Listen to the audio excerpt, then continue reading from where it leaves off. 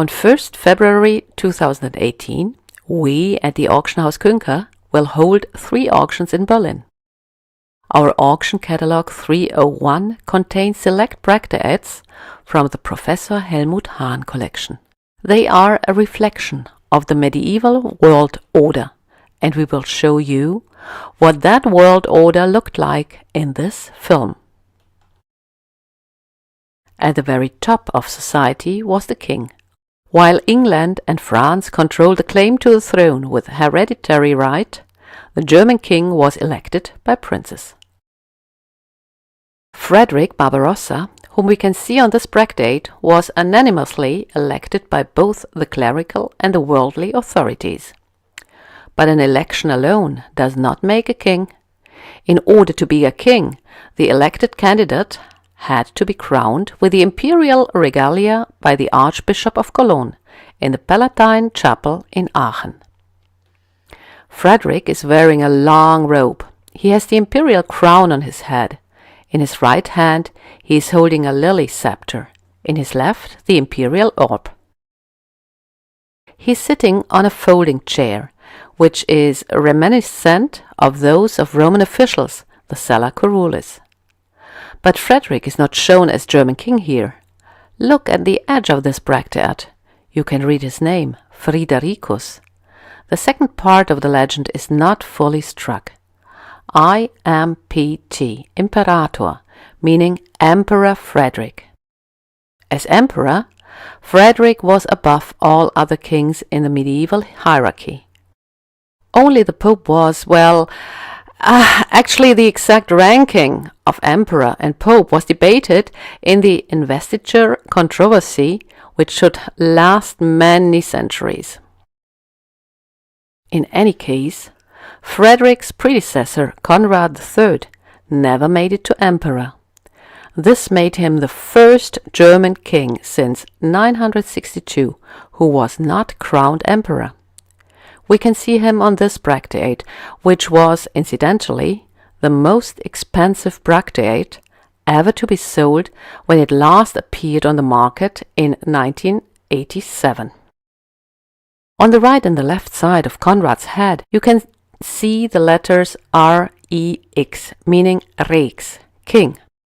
Conrad is wearing the imperial crown. It is shown in such detail that we are able to see the textile cap that made wearing the crown a little more comfortable. In his right hand, he is holding the imperial sword. In his left, he is holding the flagged lance. It was a symbol of the king's ban. The king's ban entailed the Heerbann, the right to call for an army. It also entailed the Blutbann, which stands for high jurisdiction. There was also the Friedensbann, the right to keep people and property under royal protection. In addition, he had something we would call legislative and executive authority, the Verordnungsbann and the Verwaltungsbann. If the king and fief of the prince were the county, for example, he transferred his king's ban to the count, and as a symbol of that, the count would then get the flagged lance. We encounter these flagged lances as a sign of power on Bracteates again and again, with Louis III, Landgrave of Thuringia, Hermann II, Count of Weimar, with Albert the Bear, Count of Anhalt, Otto I, Margrave of Brandenburg, and Conrad of Wettin, Margrave of Meissen. These princes have one common trait. They defended the empire against all invaders. Can you see how well equipped our Landgrave of Thuringia is? His armor is similar to those we can admire on the Bayeux tapestry. He's wearing a helmet with a nasal and a long chain mail. He's protected by a kite shield. His horse is a strong dapple grey. Can you see the spots that depict the color of its skin? It was expensive to get such equipment. The horse alone cost 5 times the price of a farm ox. The chainmail and the helmet were twice as expensive as a war horse. In addition, one had to have a sword, a lance, a saddle, and much more. Today, it is estimated that it took the cultivation of around 150 hectares of fertile farmland to generate the surpluses to finance one single knight. But the effort was worthwhile. A heavily armed army was necessary to protect the borders of the empire. However, for this kind of protection, knights were not the only thing needed. It also took the clergy, the bishops, abbots and abbesses. We can see one of them here, Wichmann von Seeburg, Archbishop of Magdeburg. He is wearing his precious liturgical robe. On his head, the mitre. A deacon on the right is handing him his crosier.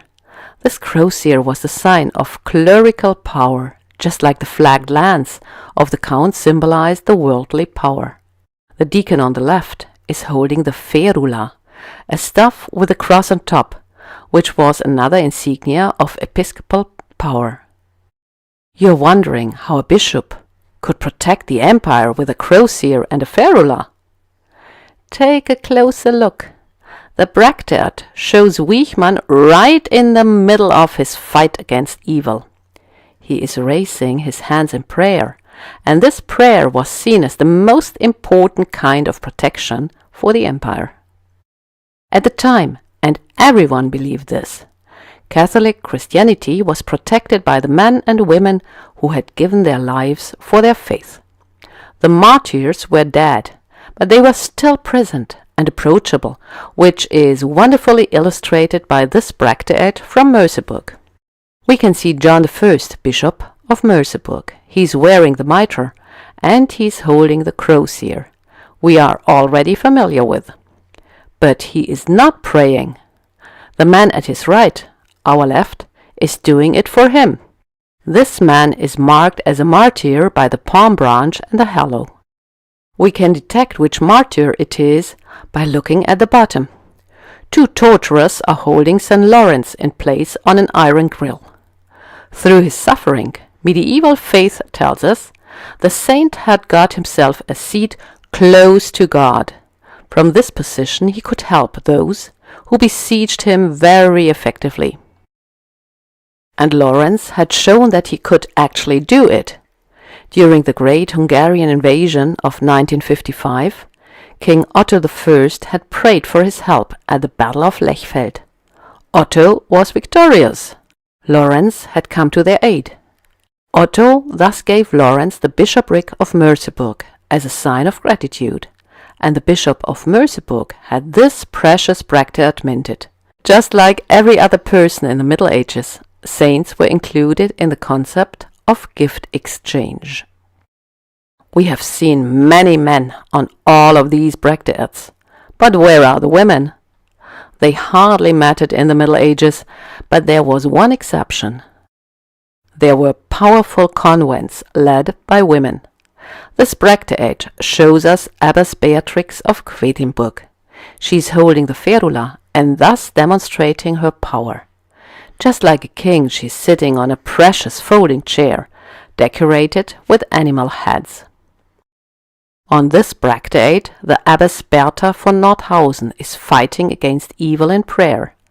Saint Eustace has come at her pleading to intervene and help the people. Can you see the ferula? Once again, an abbess is demonstrating that she has the same rank as the bishop.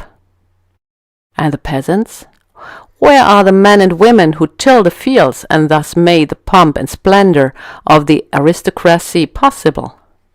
We do not see them on coins, but they existed, and those on top did actually think about their place in the world. In France, the idea of 3 estates came about, or, as the Bishop Adalbero of Laon put it, God's house is thus divided into 3. Some pray, others fight, and yet others work.